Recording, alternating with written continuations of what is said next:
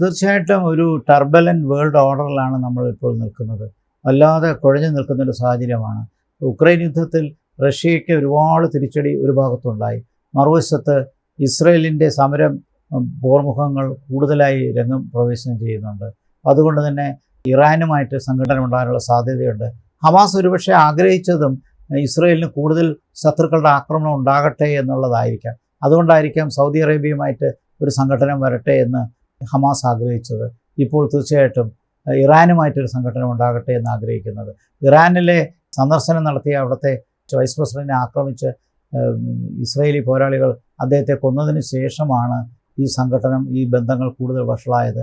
പാരമ്പര്യമായിട്ട് തന്നെ Iran Israel വിരുദ്ധ രാഷ്ട്രീയമാണ് നടക്കുന്നത്. അപ്പോൾ ചുരുക്കത്തിൽ ഇസ്രയേലിനെതിരെ ഇറാൻ ഇപ്പോൾ കെമിക്കൽ വാർഫെയറിന് പോലും തയ്യാറെടുക്കുന്നു. അപ്പോൾ ഹമാസ് ഒരു പോരാളി ഭാഗമാണെങ്കിൽ അവരെ പരോക്ഷമായിട്ട് പിന്തുണയ്ക്കുന്ന കുറേ രാജ്യങ്ങളുണ്ട്, അതിൽ ഇറാനും പെടുന്നു. അതുകൊണ്ട് ഇറാൻ ശക്തിപ്പെട്ട് ഇസ്രയേലിനെ ആക്രമിച്ചാൽ അമേരിക്ക കൈയും കെട്ടി നോക്കിയിരിക്കുകയില്ല. അമേരിക്കയും രംഗത്തിറങ്ങും ഇസ്രയേലിനെ പിന്തുണയ്ക്കാനായിട്ട്. അത് തന്നെ ഒരു മറുപക്ഷേ നമ്മൾ അപ്രതീക്ഷിതമായിട്ടൊരു മഹാലോക യുദ്ധത്തിലേക്ക് വഴിതെളിയിക്കുമെന്നുള്ള ഭയമുണ്ട്. മിഡിൽ ഈസ്റ്റ് കലുഷിതമായി നിൽക്കുന്ന സാഹചര്യത്തിൽ ഇറാൻ്റെ പ്രൊവക്കേഷൻ ഇസ്രയേൽ എങ്ങനെ പ്രതികരിക്കുമെന്നുള്ളതും അതോടൊപ്പം തന്നെ മറ്റ് പ്രധാനപ്പെട്ട രാജ്യങ്ങളായ അമേരിക്കയും റഷ്യയും ചൈനയും ഇതിനെ എങ്ങനെ കാണുന്നു എന്നുള്ളതിനെ ആശ്രയിച്ചിരിക്കും. ഒരുപക്ഷെ ചൈന കാര്യമായിട്ട് ഇടപെടില്ല, പക്ഷേ റഷ്യയ്ക്കും അമേരിക്കയ്ക്കും വ്യത്യസ്തമായ താല്പര്യങ്ങൾ ഉള്ളതുകൊണ്ട് തീർച്ചയായിട്ടും അമേരിക്കയ്ക്ക് ഇസ്രയേലിനെ പിന്തുണയ്ക്കേണ്ടി വരും. ആ പിന്തുണ തീർച്ചയായിട്ടും മറുവശത്ത് ഇറാനെ ചൈനയോടും റഷ്യയോടും അടുപ്പിക്കാനുള്ള സാധ്യതയുണ്ട്. ചുരുക്കത്തിൽ മറ്റൊരർത്ഥത്തിൽ പറഞ്ഞാൽ 1945 കണ്ടതുപോലെയുള്ള ശീതസമരത്തിൻ്റെ ഒരു പശ്ചാത്തലം റിവൈവ് ചെയ്യുകയും അതോടൊപ്പം തന്നെ ലോകത്ത് രണ്ട് വ്യത്യസ്ത ധ്രുവങ്ങളിലേക്ക് രാഷ്ട്രീയം പോവുകയും അന്താരാഷ്ട്രീയ രംഗം കൂടുതൽ കലുഷിതമാവുകയും ചെയ്യുന്ന ഒരു സാഹചര്യമാണ് ഇപ്പോഴുണ്ടായിരിക്കുന്നത്. അപ്പോൾ ഹമാസ് ഇതൊക്കെ ആഗ്രഹിച്ചിരിക്കും. അതുകൊണ്ടായിരിക്കും ഇങ്ങനെ പ്രൊവക്കേഷനിലേക്ക് എത്തിച്ചത്. ഹമാസിലെ പോരാളികളെ എവിടെയൊക്കെ ആക്രമിക്കാൻ പറ്റുമോ അവിടെയൊക്കെ ആക്രമിക്കുക. അതുകൊണ്ടാണല്ലോ തീർച്ചയായിട്ടും ഈ ഇടയ്ക്ക് ഹമാസിൻ്റെ നേതാവിനെ കൊല്ലുവാനായിട്ട് ഇസ്രയേൽ താല്പര്യപ്പെടുകയും അതിനുള്ള ശ്രമങ്ങൾ നടത്തിയതിൻ്റെ വേദി ഇറാൻ ആയതിൻ്റെ പ്രൊവക്കേഷൻ തീർച്ചയായിട്ടും ഇസ്രയേൽ അറബ് യുദ്ധത്തിലേക്ക് വഴിതെളിയിക്കുമെന്നുള്ള ഭയമുണ്ട്. അത് കേവലം ഇസ്രയേൽ പാലസ്തീൻ യുദ്ധമായി അവശേഷിക്കുകയല്ല, മറിച്ച് ഇറാനും കൂടി രംഗത്തിറങ്ങുമ്പോൾ അത് കൂടുതൽ ബുദ്ധിമുട്ടാവുന്നൊരു സാഹചര്യം, കൂടുതൽ യുദ്ധത്തിലേക്ക് വളരുന്നൊരു സാഹചര്യത്തിലേക്ക് എത്തും. അത് അമേരിക്കയുടെ ഇൻവോൾവ്മെൻറ്റ് കൂടി ഇക്കാര്യത്തിൽ വന്നു കഴിഞ്ഞാൽ മറ്റൊരു പ്രതിസന്ധിയാണ് ലോകം കാത്തിരിക്കുന്നത്. അത്തരമൊരു ഭയപ്പാടുള്ളൊരു സാഹചര്യത്തിലാണ് പശ്ചിമേഷ്യ നീങ്ങുന്നത് എന്ന് പറയേണ്ടിയിരിക്കും. ഭാരതം വളരെ ശ്രദ്ധാലുവായിട്ട് വേണം മുന്നോട്ട് പോകാൻ. അങ്ങനെ തന്നെ പോകുന്നു എന്ന് തന്നെയാണ് നമ്മൾ മനസ്സിലാക്കേണ്ടത്.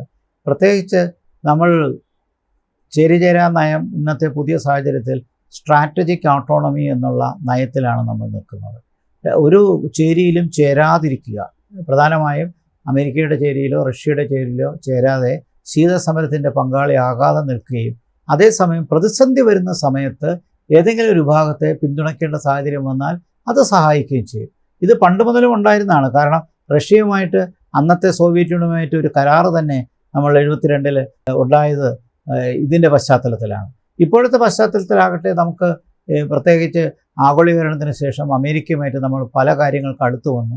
എന്നാൽ എന്നും നമ്മൾ പിന്തുണച്ചിട്ടുള്ള റഷ്യയെ നമ്മൾ തഴഞ്ഞിട്ടുമില്ല.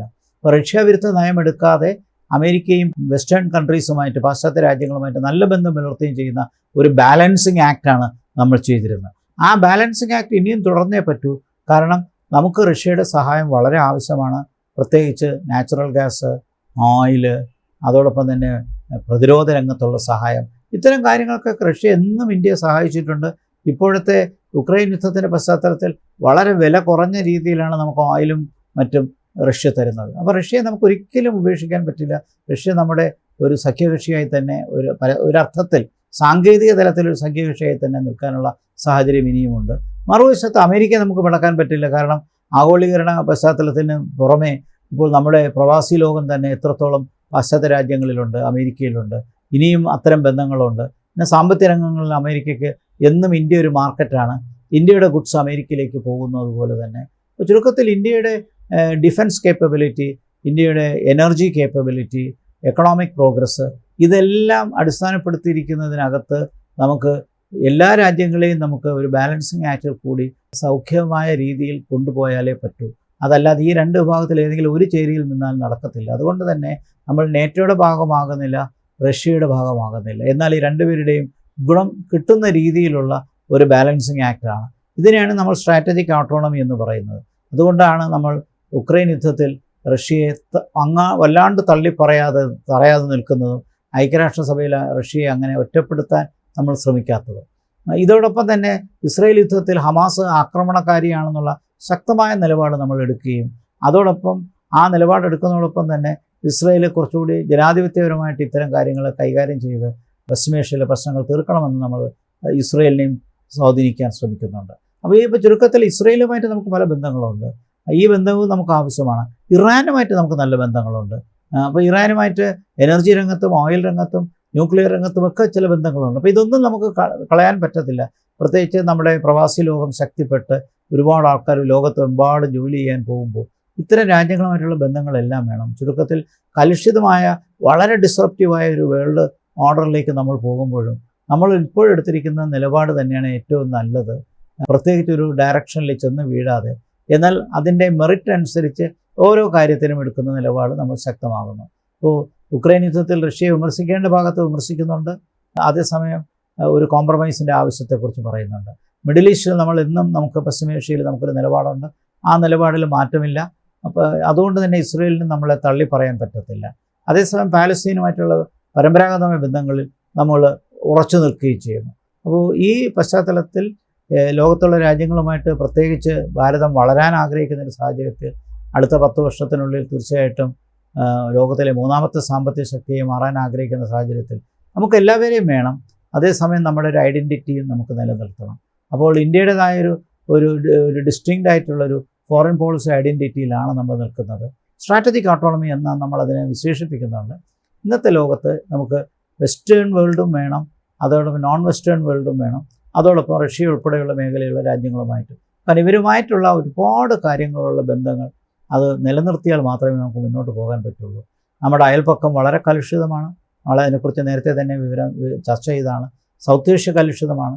നമുക്ക് അതേസമയം സൗത്ത് ഈസ്റ്റ് ഏഷ്യയുമായിട്ട് നല്ല ബന്ധങ്ങൾ വേണം, അവളുമായിട്ട് വാണിജ്യ ബന്ധങ്ങൾ ശക്തിപ്പെടുത്തണം. അപ്പോൾ സൗത്ത് ഈസ്റ്റ് ഏഷ്യയും ദക്ഷിണേഷ്യയും എല്ലാം നമുക്ക് ആവശ്യമായിരിക്കുന്ന സാഹചര്യത്തിൽ നിർഭാഗ്യവശാൽ സൗത്ത് ഏഷ്യ വളരെ കലുഷിതമാവുകയും നമ്മുടെ അയൽപക്കം കൂടുതൽ പ്രശ്നങ്ങളിലേക്ക് ആഴുകയും ചെയ്യുമ്പോൾ നമ്മൾ വളരെ ജാഗ്രതയോടു കൂടിയുള്ള നയങ്ങൾ വേണം സ്വീകരിക്കേണ്ടത്. അത്തരത്തിലാണ് നമ്മൾ മുന്നോട്ട് പോകുന്നത്. മാത്രമല്ല ഇക്കാര്യത്തിൽ ബംഗ്ലാദേശിൻ്റെ പ്രശ്നത്തിൽ പോലും ഇന്ത്യൻ പാർലമെൻറ്റ് ഒറ്റക്കെട്ടായി നിന്നതും നമ്മുടെ വിദേശ നയത്തിനകത്ത് ചില സമവായങ്ങൾ ഉണ്ടാക്കാൻ കഴിയുന്നു എന്നുള്ളതിൻ്റെ തെളിവ് കൂടിയാണ്.